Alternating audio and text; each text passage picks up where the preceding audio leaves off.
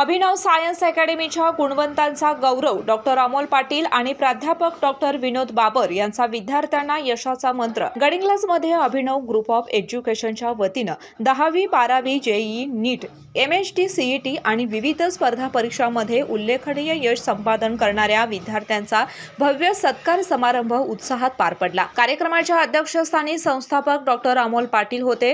त्यांनी अभिनव ग्रुपच्या यशस्वी शैक्षणिक प्रवासाचा आढावा घेत संस्थेच्या यशामागे शिक्षकांचे समर्पण, पालकांचा विश्वास आणि विद्यार्थ्यांची अथक मेहनत असल्याचं सांगितलं।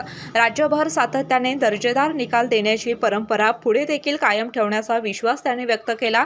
यावेळी प्रमुख पाहुणे म्हणून उपस्थित असलेले सुप्रसिद्ध वक्ते आणि कृष्णा फाउंडेशनचे कार्यकारी संचालक प्राध्यापक डॉक्टर विनोद बाबर यांनी विद्यार्थ्यांना प्रेरणादायी मार्गदर्शन केले। ते म्हणाले, जशी लाखो वारकरी विठ्ठलाच्या दर्शनासाठी पंढरपूरची वाट धरतात, त्याचप्रमाणे जेईई नीट आणि MHT CET सारख्या स्पर्धा परीक्षांमध्ये यश मिळवण्यासाठी विद्यार्थ्यांनी गडिंग्लजच्या अभिनव सायन्स अकॅडमीची वाट धरावी।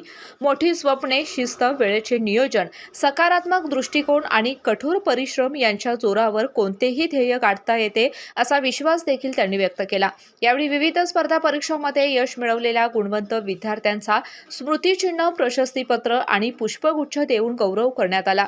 विद्यार्थ्यांनी देखील आपल्या यशामागे पालक, शिक्षक आणि अभिनव सायन्स अकॅडमीच्या मार्गदर्शनाचे मोलाचे योगदान असल्याच्या भावना व्यक्त केल्या। विद्यार्थी, पालक आणि शिक्षणप्रेमी नागरिकांच्या उत्स्फूर्त उपस्थितीमध्ये पार पडलेला हा गुणवंत सत्कार समारंभ विद्यार्थ्यांसाठी प्रेरणेचा आणि नव्या यशाचा वाटचालीचा दीपस्तंभ ठरला।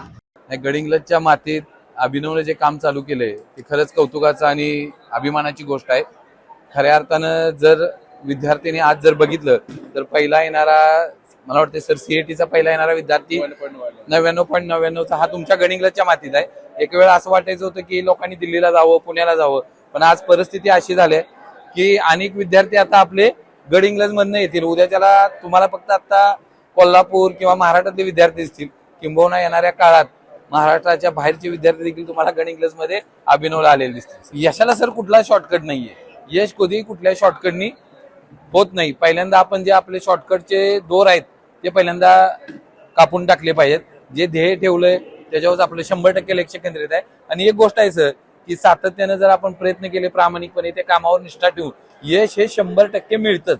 यशाला कुठलाही कंफर्ट नाही, कुठलाही शॉर्टकट नाही। यशासाठी विद्यार्थ्यांनी काय प्रयत्न केले पाहिजे? 100% जे करणार आहोत त्या कामावर निष्ठा ठेवून आपल्या आई वडिलांच्या चेहऱ्याकडे दररोज बघायचं आणि आपल्या अभ्यासावर लक्ष द्यायचं, 100% यश मिळतं। सर, आणखी एक प्रश्न आहे, तुम्ही संपूर्ण महाराष्ट्रात जागर केला विद्यार्थ्यांच्या समोर सध्या समस्यांचा प्रचंड डोंगर उभारलेला आहे, त्यामध्ये सोशल मीडिया प्रमुख अडथळा ठरतो। हा अडथळा कसा दूर केला पाहिजे? नाही सर, सोशल मीडिया मी म्हणलो ना, आता काही गरज आहे, मोबाईल थोडा वापरला पाहिजे, तर 100% वापरला पाहिजे या मताचा मी बंद करा असं म्हणत नाही।